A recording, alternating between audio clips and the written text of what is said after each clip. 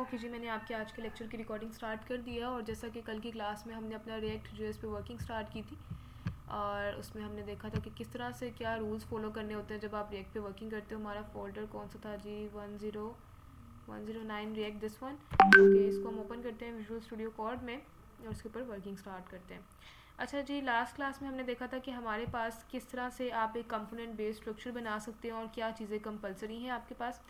हमने ये देखा था कि आपने एक्स्ट्रा फाइल्स जो है उनको रिमूव करनी है और इसके अलावा आप लोगों ने क्या काम करना है। आप लोगों के पास कुछ रूल्स हैं कि अब आप जो भी काम करोगे वो मेन फाइल में आपके पास विजिबल होगा और अगर इस चीज़ के मेस क्रिएट ना हो तो हम एक न्यू फाइल क्रिएट करके उस पर वर्किंग कर सकते हैं। फिर जी दूसरी चीज़ हमने कुछ रूल्स देखे थे कि फंक्शंस ही हमारे पास कंपोनेंट कंसीडर किए जाते हैं और फंक्शन जो है वो इजी टू अंडरस्टैंड होते हैं, इसीलिए रिएक्ट में जो है वो फंक्शंस का बड़ा रोल है। फिर दूसरी चीज़ इसके अलावा जो दूसरा रूल था वो ये था कि हमने अब रिटर्न फंक्शन यूज़ करने हैं, सिंपल फंक्शन यूज़ नहीं करने, रिटर्न फंक्शन यूज़ करने हैं। थर्ड रूल कुछ ये था कि जब भी आपने कंपोनेंट का नेम बनाना है तो उसका जो फर्स्ट लेटर होगा वो कैपिटल होना चाहिए। The name of component should be capital. और उसके बाद आपका जो कंपोनेंट है वो आपने जब कॉल करवाना है तो वो आपने टैग्स की फॉर्म में कॉल करवाना है। और अगर आप मल्टीपल चीज़ों को, मल्टीपल चाइल्ड्स को कॉल करवाना चाह रहे हैं, रेंडर करवाना चाह रहे हैं, तो उस पर्पज़ के लिए आपके पास फिर कोई पेरेंट होना कंपलसरी है। ओके जी, यहाँ पे इसको ओपन करते हैं और इसके बाद हमारा यहाँ पे सीडी करके इसको चेंज करते हैं। अपने वीट प्रोजेक्ट में चलते हैं। वीट टैप करके इसको प्रेस कर दो तो आपको प्रॉपर जो है ना वो सजेशन दे देगा। एंटर प्रेस करें और उसके बाद आपकी जो कमांड है npm run dev, उसके थ्रू आप अपने इस प्रोजेक्ट को लाइव करें।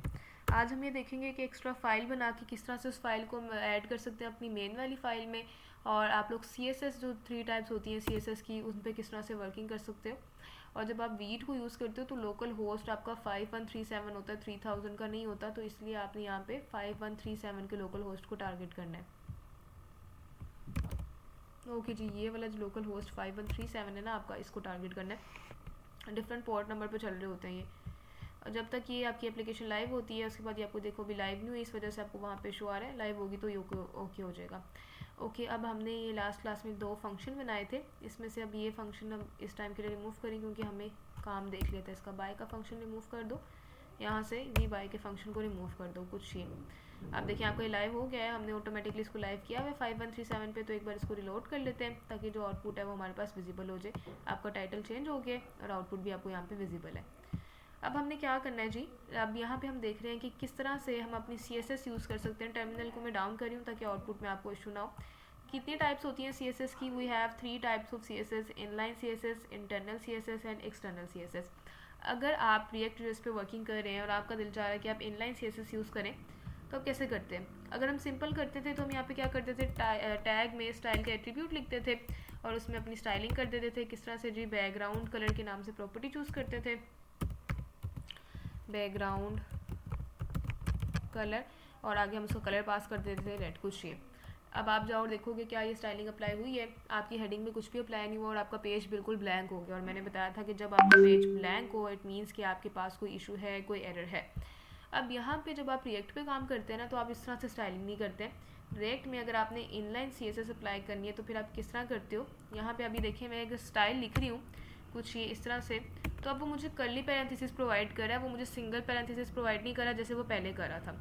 अब आपने कर्ली पैरेंथेसिस के अंदर one more time curly parenthesis को यूज़ करना होता है। इसका मतलब यह है कि आप इस एलिमेंट में आप अपनी इनलाइन CSS को यूज़ करें। और अब आप बैकग्राउंड कलर देखें B लिखेंगे तो पूरी जितनी भी CSS की प्रॉपर्टीज़ हैं स्टाइलिंग की वो आपको प्रोवाइड कर रहा है। बैकग्राउंड कलर आपको कौन सा प्रोवाइड करना है जी? रेड कर दें, यहाँ पे RED रेड, तो ये आपको पूरा जो है वो मेंशन करेगा। लेट्स सी कि बैकग्राउंड कलर यहाँ पे रेड अप्लाई हुआ है। ओके जी, someone wants to join the meeting.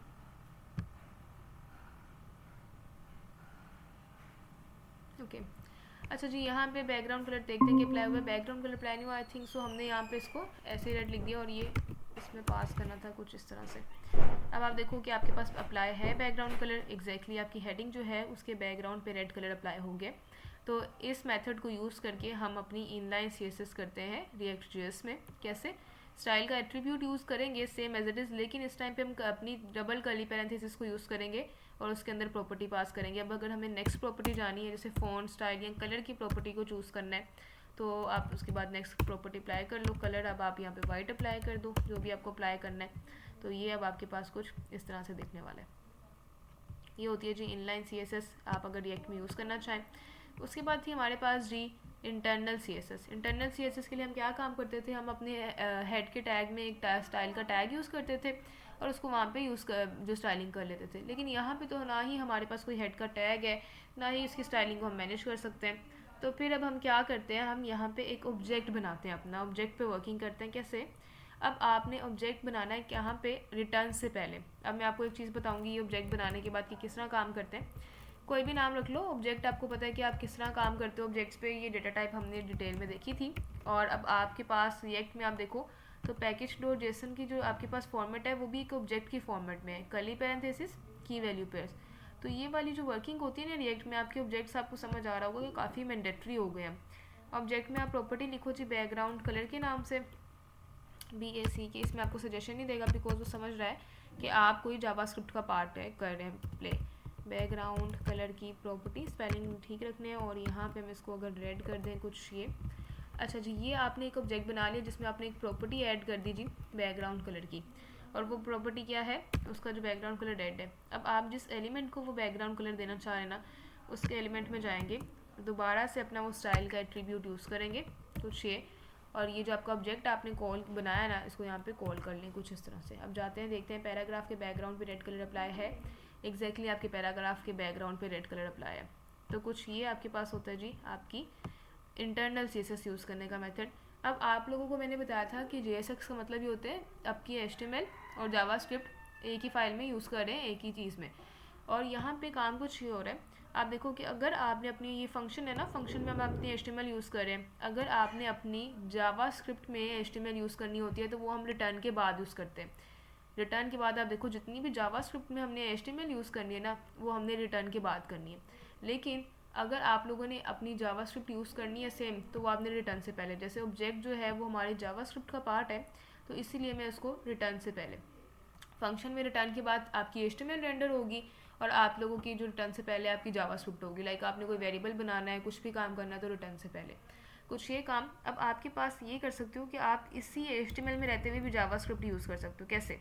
मैं यहाँ पे एक काम करना चाह रही हूँ, जैसे कि age2 का टैग लिख रही हूँ कुछ ये।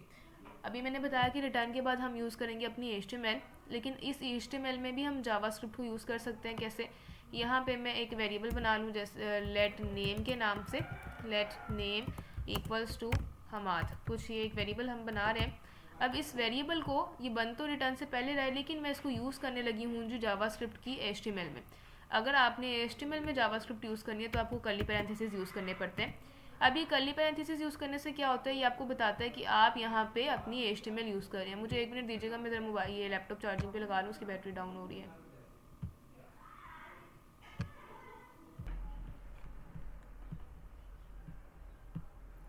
ओके जी, हम डिस्कशन करें यहाँ पे कि हमारे पास किस तरह से HTML रेंडर की जाती है जावास्क्रिप्ट में, और जावास्क्रिप्ट में HTML किस तरह वाइस वर्सा किस तरह से काम कर रहे होते हैं। अब यहाँ पे हमारी ये HTML है H2 का टैग, लेकिन ये आप इसमें ये जावास्क्रिप्ट रिटर्न करना चाह रहे हैं तो आप कर्ली पैरेंथेसिस को यूज़ करेंगे। और हमारी जावास्क्रिप्ट ये नेम वाला वेरिएबल है, अगर मैं इसको यहाँ पे रिटर्न कर दूँ इस तरह से, तो अब आपको नेम वाला वेरिएबल भी विजिबल होगा हमाद। यहाँ तक क्लियर है सबको? जी Tahzeeb, Saddam and Zahid, is it clear? Yes ma'am. जी सदाम। मैम जब हम जावास्क्रिप्ट की कॉल करवाएंगे तो उसके लिए टैग लगाना लाजमी है। उसके लिए आपकी कर्ली पैरेंथेसिस लगाना लाजमी है, क्योंकि अगर आप कर्ली पैरेंथेसिस नहीं लगाओगे और ऐसे ही नेम लिख दोगे तो समझेगा कि ये आपके इस कंटेंट जो आपका H2 का टैग है इसका कंटेंट है, तो वो उसको नेम को एज इट इज़ प्रिंट कर देगा यहाँ पे कुछ इस तरह से। इसीलिए आपने जब भी अपनी HTML में जावास्क्रिप्ट को यूज़ करना है तो आपको कर्ली पैरेंथेसिस लगाने हैं। और इस यहाँ पे जो हम जावास्क्रिप्ट कर सकते हैं ना, हम ऐसी जावास्क्रिप्ट यूज़ कर सकते हैं जो कोई वैल्यू रिटर्न कर रही हो। जैसे अगर मैं 7 मल्टीप्लाई विद 8 करूँ तो यहाँ पे, या 7 मल्टीप्लाई विद 9 करूँ तो यहाँ पे ये वैल्यू रिटर्न करेगा 63। मैं यहाँ पे ये काम नहीं कर सकती HTML में रहते हुए कि मैं एक वेरिएबल बना लूँ लेट नेम इक्वल्स टू कुछ भी, ये वाला काम हम यहाँ नहीं कर सकते, आपको इसका इशू आएगा। आप लोगों की जावास्क्रिप्ट जो कुछ रिटर्न कर रही हो वो आप HTML में यूज़ कर सकते हैं कर्ली पैरेंथेसिस लगा के। Is it clear? ओके जी जी। गुड। ओके जी। अब हम चलते हैं और देखते हैं कि ये वाला काम तो हो गया, इनलाइन सीएसएस भी करनी आ गई है, इंटरनल सीएसएस पे वर्किंग भी हो गई है। अब आप एक्सटर्नल सीएसएस को किस तरह से यूज़ कर सकते हैं। एक्सटर्नल के लिए हमें पता है कि हम एक न्यू फाइल क्रिएट करते हैं, तो वो न्यू फाइल किस तरह से क्रिएट करके हम कर सकते हैं काम। सबसे पहले तो आपने एक न्यू फाइल क्रिएट करनी है, एसआरसी में जाना है और आप style dot C S S या किसी भी नाम से फ़ाइल क्रिएट कर लो, style dot C S S, enter press करो। अब आपकी ये स्टाइलिंग फ़ाइल बन गई और हम इसमें पी के टैग पे स्टाइलिंग करें। Background colour blue violet choose कर लेते हैं। अब पहले तो हम क्या करते थे, लिंक के टैग में इसको ऐड कर देते थे, लेकिन यहाँ पे अगर आप कोई फ़ाइल ऐड करना चाह रहे हो जैसे स्टाइलिंग फ़ाइल, तो आप इसको इंपोर्ट करना होता है। इंपोर्ट करें, उसका एड्रेस बता दें, just style dot C S S, कुछ इतना काम करें और लेट्स सी कि क्या अब हमारे पी के टैग पे वो कलर अप्लाइड है। एग्जैक्टली आपके पी के टैग पे जो कलर है ब्लू वॉयलेट वो अप्लाइड है।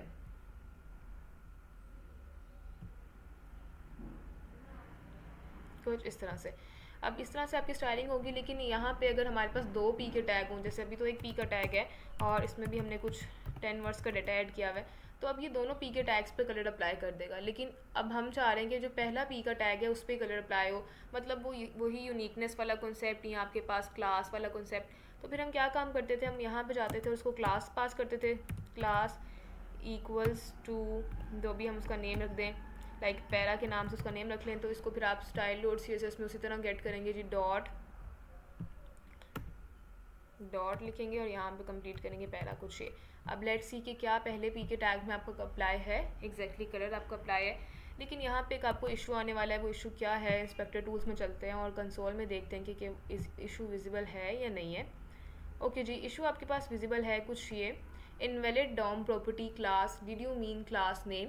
आपको यहाँ पे जो अब यूज़ की है क्लास की प्रॉपर्टी, अपने जो HTML है ये क्लास।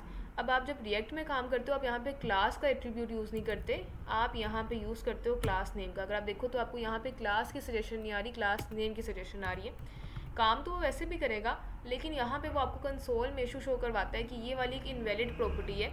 मतलब कि हमारे पास क्लासेस भी कुछ चीज़ होती हैं, जैसे फंक्शंस कुछ चीज़ होते हैं, वैसे क्लासेस भी होती हैं जिनमें काम थोड़ा सा मुश्किल हो जाता है। उसी मुश्किल को सॉल्व करने के लिए हमारे पास फंक्शंस आए हैं रिएक्ट में कि उसमें काम ईजी हो जाए और आपके पास अच्छा एफिशिएंट काम हो जाए। अगर आप क्लास यूज़ करते हो तो उनको लगता है कि शायद आप वो इनवैलिड प्रॉपर्टी यूज़ कर रहे हो, जिस आप क्लासेस बना रहे हो उनके ऑब्जेक्ट्स बना रहे हो। तो इसलिए हम यहाँ पे अगर एट्रीब्यूट पास करना चाह रहे हैं यूनिकनेस के लिए या क्लास के लिए, तो क्लास नेम का एट्रीब्यूट पास करेंगे। अब आपको वो इशू नहीं शो होगा, आपका जो कंसोल है वो ओके है। ठीक हो गया, ये चीज़ समझ आई सबको।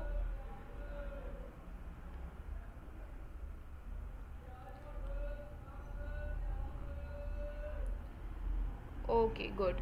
अच्छा यहाँ तक ओके है, तो फिर अब हम नेक्स्ट पे वर्किंग स्टार्ट करते हैं और हम देखते हैं कि न्यू फाइल्स बना के किस तरह से हम वर्किंग कर सकते हैं। अब हम यहाँ पे जा रहे हैं और इतना काम हमने कर लिया। अब हम न्यू फाइल बनाने लगे हैं, तो मैं इस फंक्शन को टोटली रिमूव कर रही हूँ क्योंकि हमने काफ़ी चीज़ें सीख ली हैं। अब हम पूरा स्ट्रक्चर बिल्डिंग करें, तो ये भी मैं रिमूव कर देती हूँ। अच्छा, न्यू फाइल सबसे पहले हम किस नाम से बना लेते हैं, आप लोगों ने यहाँ पे जाना है और न्यू फाइल ऐप के नाम से बना लो, है जिसमें नेम से बनानी है ऐप डॉट JSX। एक्सटेंशन आपने क्या रखनी है जी, JSX कुछ ये। एंटर प्रेस कर दें। JSX मीन जावास्क्रिप्ट XML, जिसमें आप अपनी दोनों चीज़ें यूज़ कर सकते हो। अब एक एक्सटेंशन आप लोगों ने डाउनलोड करनी है, उसका नाम क्या है वो चीज़ मैं बता देती हूँ। ये ES7 plus react Redux react native, ये वाली जो एक्सटेंशन है आप लोगों ने इसको डाउनलोड करना है, मतलब इसको इंस्टॉल कर लेना है सिंपल इंस्टॉल पे क्लिक करके। अब यहाँ पे चलते हैं और अभी के लिए ये ऐप वाली हमारी फ़ाइल है, इसमें मैंने एक फ़ंक्शन बनाना है। किस तरह से, मैं एक फ़ंक्शन बना रही हूँ और उस फंक्शन का नेम हम रख रहे हैं जी वेलकम कुछ ये फंक्शन का नेम है वेलकम। पैरामीटर्स मुझे नहीं चाहिए, तो पैरामीटर्स को मैं यहाँ से रिमूव करी हूँ कुछ ये। वेलकम हो गया और उसके बाद रिटर्न फंक्शन होगा, जाहिर सी बात है इसका हमें पता है। तो ये क्या चीज़ रिटर्न कर रहा है, अभी के लिए हम जस्ट एक हेडिंग रिटर्न कर देते हैं और उसमें लिख देते हैं जी वेलकम कुछ इस तरह से कंटेंट ऐड कर देते हैं कुछ ये। अब ये फंक्शन हमारे पास बना हुआ है जी हमारी app.jsx में, और मैंने आपको कहा है कि अगर आप ये कोई भी फाइल बना के काम कर लो, वो फाइल आपको यहाँ पे नहीं दिखने वाली जब तक आप उसको मेन वाली फाइल में ऐड नहीं करते हो। तो ये चीज़ मुझे यहाँ से लेके जानी है और मेन वाली में ऐड करनी है। तो किस तरह ऐड करते हैं, सबसे पहले तो आपको इस चीज़ को यहाँ से, इस फंक्शन को एक्सपोर्ट करना होता है, इट मीन्स यहाँ से भेजना होता है। तो किस तरह भेजते हो, आप यहाँ पे एक एक्सपोर्ट का कीवर्ड यूज़ करते हो, एक्सपोर्ट। अब जब आप एक फंक्शन को, एक कंपोनेंट को एक फ़ाइल से एक्सपोर्ट कर रहे होते हो, तो दूसरी फाइल में जहाँ आपने इसको ऐड करना है उसको इंपोर्ट करते हैं। किस तरह से इंपोर्ट करेंगे, यहाँ पे हम जाएंगे इंपोर्ट कर्ली पैरेंथेसिस, वो जो हमारा फंक्शन का नेम है, क्या नेम है जी, वेलकम, और कहाँ से आ रहा है, ऐप वाली फाइल से आ रहा है कुछ ये, इसको यूज़ करेंगे और अब यहाँ पे आप उसको कॉल करवा दोगे वेलकम वाले कंपोनेंट को कुछ इस तरह से, कुछ ये। लेट्स सी कि क्या आउटपुट विजिबल है। अब आपको जो आउटपुट है वो विजिबल है, एग्जैक्टली बिल्कुल सेम आउटपुट है और ये हमारे पास विजिबल भी है। तो ये आपके पास मेथड है। आपने क्या काम किया, आपने ऐप वाली एक फ़ाइल क्रिएट की और उसमें एक वेलकम का फंक्शन क्रिएट किया और आप इस वेलकम के फंक्शन को इस फाइल से भेजोगे किस तरह, उसके साथ एक्सपोर्ट लिख के, और उस फाइल में जिस फाइल में आपने इसको ऐड करना है वहाँ पे आप इसको इंपोर्ट करोगे, किस तरह से कर्ली पैरेंथेसिस में उसका नेम लिखोगे और बताओगे कि किस फाइल से वो फंक्शन आ रहा है। फिर जो आपने नेम कर्ली पैरेंथेसिस में लिखा होगा, जो उसका नेम होगा, वेलकम नेम है तो फिर आपको यहाँ पे वेलकम ही लिखना है कर्ली पैरेंथेसिस में और वेलकम को ही कॉल करवाना है। अगर मैं यहाँ से ई रिमूव कर दूंगी तो आउटपुट हमारे पास विजिबल नहीं होगी कुछ भी, आपकी स्क्रीन ब्लैंक है। तो वो नेम जो है, जिस नेम से आप उसको कॉल, आपका फंक्शन है उसी नेम से उसको इंपोर्ट करना है, उसी नेम से उसको कॉल करना है। ये होता है जी हमारे पास एक्सपोर्ट करने का एक तरीका। एक होता है आपके पास सिंपल एक्सपोर्ट और एक होता है आपके पास एक्सपोर्ट डिफ़ॉल्ट। अगर आप सिंपल एक्सपोर्ट कर रहे हो, मतलब उसके साथ डिफ़ॉल्ट नहीं लिख रहे, तो आपको उसको उसी नेम से इंपोर्ट करना है और उसी नेम से कॉल करना है। लेकिन यहाँ पे अगर मैं इसके साथ डिफ़ॉल्ट का एक कीवर्ड लिख दूँ कुछ इस तरह से, अब ये फंक्शन जो है हमारा डिफ़ॉल्टली एक्सपोर्ट हो रहा है और इसको अब हमारे पास ना ही कर्ली पैरेंथेसिस लगाने की ज़रूरत है यहाँ पे, ना ही हमें ये वेलकम नेम लिखने की ज़रूरत है। अब हम इसको कोई भी नेम लिख देते हैं, लाइक कोई बी के नाम से लिख देते हैं, चलें कुछ ये। और आपको फिर अब यहाँ पे बस क्या लिखना है जी, कोई बी जो हमने लिखा है उसको कॉल करवाना है कुछ इस तरह से। आपका ये जो काम है एग्जैक्टली वैसे ही करेगा जैसे आपका प्रीवियस वर्किंग कर रहा था। तो कहने का मकसद ये है कि जब आप अपने फंक्शन को डिफ़ॉल्ट एक्सपोर्ट करते हैं, मतलब किसी भी नाम के बगैर उसको एक्सपोर्ट करें, कि आप वो, इसका मतलब हो गया आप उसको किसी तरह भी यूज़ कर लो। अगर आप चाहो तो इसको दोबारा लिख लो इंपोर्ट करके और रैंडम के नाम से एक वेरिएबल बना लो, रैंडम। और कहाँ से आ रहा है जी ये फंक्शन, फ्रॉम आपकी किस फाइल से आ रहा है, app.jsx वाली फाइल से आ रहा है। और यहाँ पे अब आप किसको कॉल करवा लोगे, अपने रैंडम को, कुछ इस तरह से, कुछ ये। ठीक हो गया, समझ आया सबको। और अगर जाए इसका वैसे कोई इशू नहीं होता, वेरिएबल का नेम अगर आपने कैपिटल रखना है तो कैपिटल रख लो ताकि वो कंपोनेंट आपको ठीक से समझ आए कि ये कंपोनेंट हम कॉल करवा रहे हैं कुछ ही। ठीक हो गया जी स्टूडेंट्स, ये समझ आया सबको।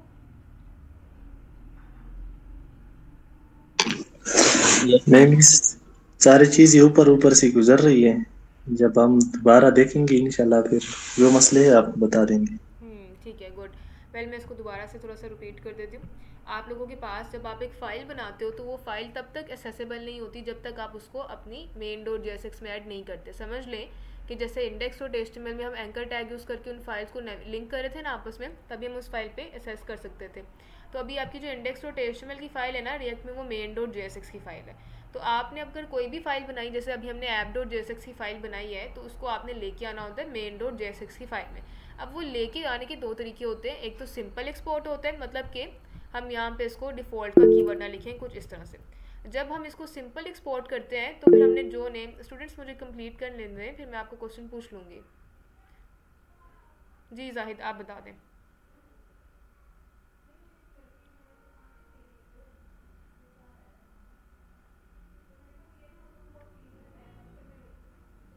जी जाहिद आपका कोई क्वेश्चन था? जी बताएं। जी आवाज आ रही है? जी अच्छा मैम, आप रिवाइज अच्छे से करवा रहे हैं माशाल्लाह, बहुत मज़ा आ रहा है सुनने का और समझ भी आ रही है, अंडरस्टैंडिंग डेवलप हो रही है क्योंकि ये एक बिल्कुल न्यू टॉपिक है। तो प्रैक्टिस करेंगे तो हो जाएगा। मेरा ये क्वेश्चन था कि जब हम एक्सपोर्ट डिफ़ॉल्ट कर रहे हैं उसको, तो क्या मोर देन वन फंक्शंस भी हों तो सभी को वो कॉल कर लेगा खुद ही? नहीं, ये चीज़ मैं आपको भी बताने लगी थी, लेकिन उससे पहले थोड़ा सा रिवाइज कर लेना, ये बता दें। अगर आप उसको सिंपली एक्सपोर्ट कर रहे हो, उसके साथ डिफ़ॉल्ट का कीवर्ड नहीं लिख रहे हो, तो फिर आपके पास क्या करना होगा, आपने जिस नेम से वो फंक्शन बनाया, जैसे हमने वेलकम के नाम से बनाया है तो हमें यहाँ पे वेलकम ही लिखना पड़ेगा। अब देखो आप, ये काम है ना, आपको यहाँ पे इसके आउटपुट विजिबल है कि नहीं, आपको कोई आउटपुट विजिबल नहीं है बिकॉज वहाँ पे उसको नहीं पता कि रैंडम क्या चीज़ है। ये हमने यहाँ पे रैंडम लिखा हुआ है ना, उसको नहीं पता रैंडम क्या है। तो डिफ़ॉल्ट के बगैर आप जब एक्सपोर्ट करते हो तो फिर आपके पास लाजमी है कि आपने कर्ली पैरेंथेसिस को यूज़ करना है और जो आपके फंक्शन का नेम है, जैसे वेलकम है आपके फंक्शन का नेम, तो आपने वेलकम ही लिखना है। आप एक स्पेलिंग भी चेंज करोगे वो असेसिबल नहीं होगा कंपोनेंट, और उसको फिर यहाँ पे वेलकम के नेम के साथ ये आपने कॉल करवाना है कुछ ये होता है सिंपल एक्सपोर्ट। लेकिन डिफ़ॉल्ट जब हम इसके नाम के साथ यहाँ मेंशन कर देते हैं, इसका मतलब है कि अपनी मर्ज़ी है, किस भी नाम से आप इसको इंपोर्ट कर लो, कोई इशू नहीं है, और ना ही आपको फिर कर्ली पैरेंथेसिस लगाने की ज़रूरत है। तो यहाँ पे अगर हम बता रहे थे कि रैंडम के नाम से तो कोई चीज़ नहीं पड़ी हुई हमारे पास, या चलें अपने नेम से ही अगर हम ये फंक्शन कॉल करवा लें कुछ इस तरह से, कुछ ये, अब ये चीज़ तो हमारे पास नहीं है, तो आप इसको बगैर कर्ली पैरेंथेसिस किसी भी नाम से कॉल करवा सकते हो, फिर आपके पास ये कोई इशू नहीं करेगा, और यहाँ पे जस्ट आपने इसको यूज़ कर लेना है कुछ इस तरह से, आपको इसकी आउटपुट जो है वो विजिबल होगी। ये होता है सिंपल एक्सपोर्ट का और दूसरे एक्सपोर्ट का डिफरेंस। मुहिबुल्लाह, आपको क्लियर है ये चीज़?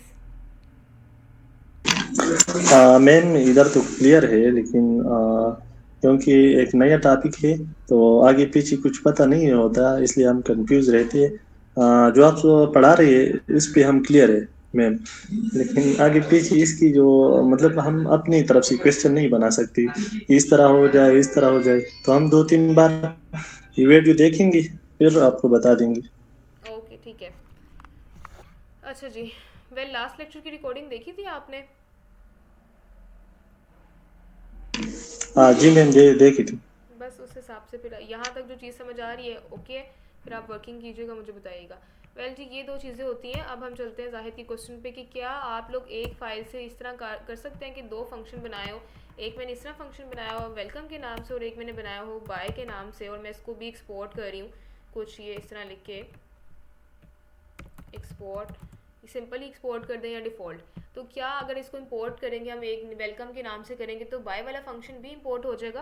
पहली चीज़ तो ये कि आप एक फ़ाइल से एट अ टाइम सिर्फ एक ही फंक्शन एक्सपोर्ट कर सकते हैं, सिर्फ एक ही कंपोनेंट एक्सपोर्ट कर सकते हैं। ये आपके पास रूल होता है कि आप एक फ़ाइल से मल्टीपल कंपोनेंट एक्सपोर्ट नहीं कर सकते हैं। तो उस चीज़ पर भी हम आने लगे हैं, क्या करना होगा अगर मल्टीपल कंपोनेंट एक्सपोर्ट करने हो।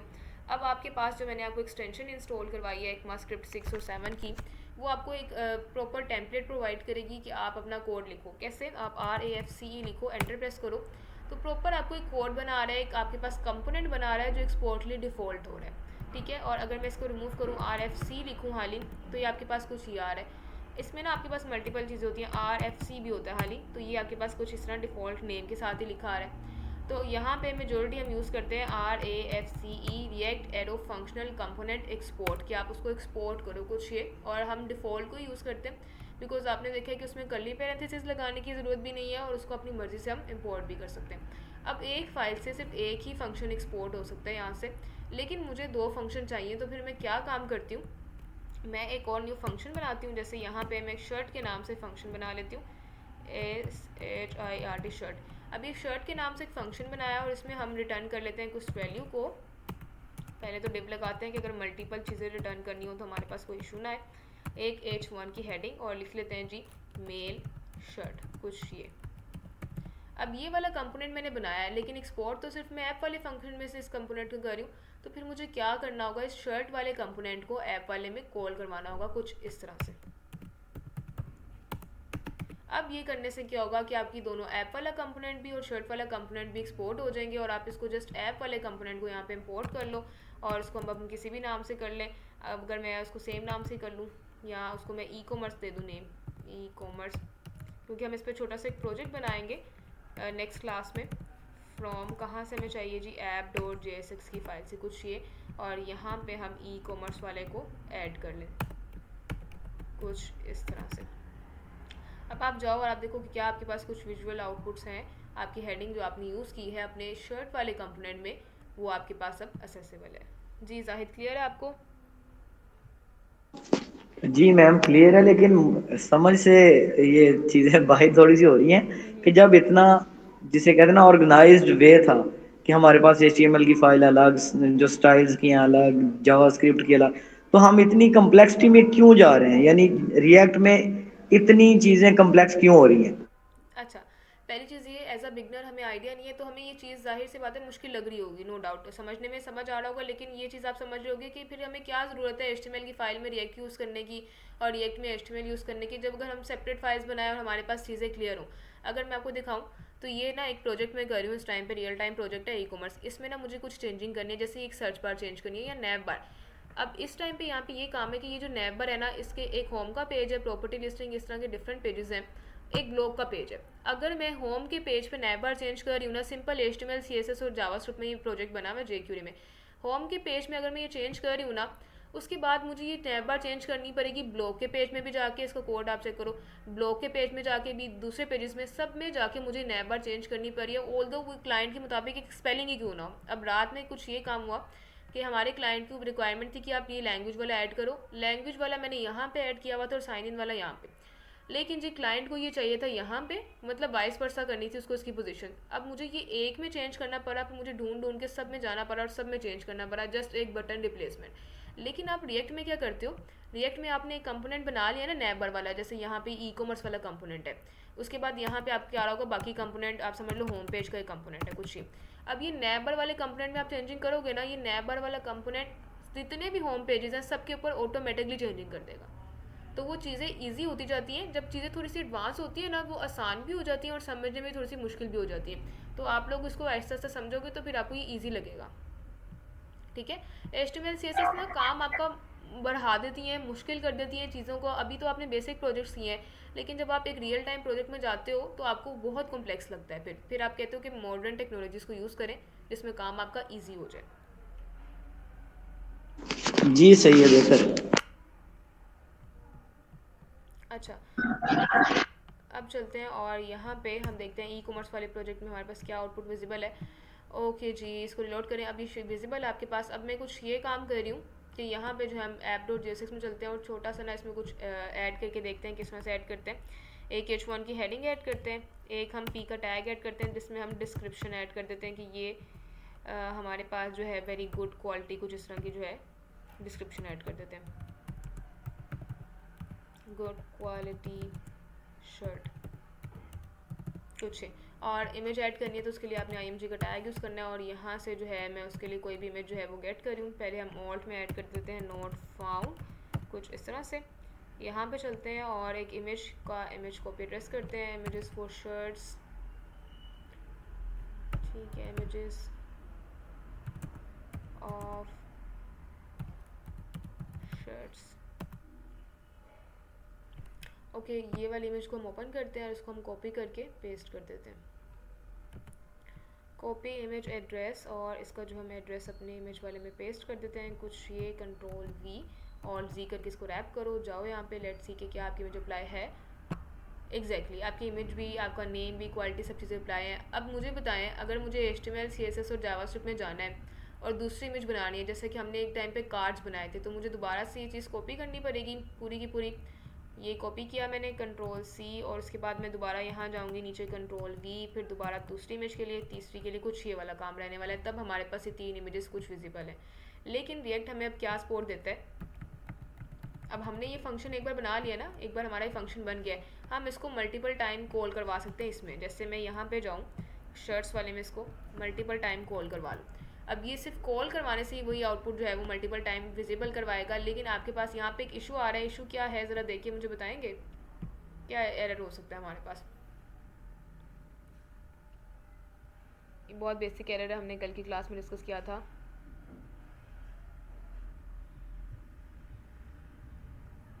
देखिए, आप अपना एक कंपोनेंट, शर्ट्स वाला जो कंपोनेंट है, उसको मल्टीपल टाइम कॉल करवा रहे हैं, और मैंने आपको बताया कि जब आपने एक से ज़्यादा टाइम किसी एलिमेंट को कॉल करवाना होता है तो आपको कोई पेरेंट बनाना होता है। यहाँ पे हम डिव का टैग या कोई भी सिंगल टैग जाएंगे, इसी टैग को यूज़ करेंगे एज एन पेरेंट। उसके बाद यहाँ पे हम इसको मल्टीपल टाइम कॉल करवाएंगे तो आपके पास इशू नहीं आएगा, और आपके पास देखिए वो शर्ट्स मल्टीपल टाइम आ गई है।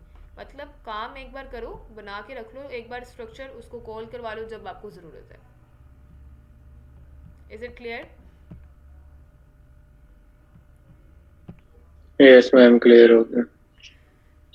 ओके ठीक है। अब इंशाल्लाह नेक्स्ट क्लास अगर मैं कल अवेलेबल हुई तो मैं आपकी एक नेक्स्ट क्लास रख लूँगी, ठीक है। टाइमिंग्स ऑल दो मैं फिर वो 5 से 6 वाली रख लूँ या 6 से 7 वाली, मैं आपको ग्रुप में मैसेज कर दूँगी। अदरवाइज़ तब तक के लिए आपने इस पर वर्किंग करनी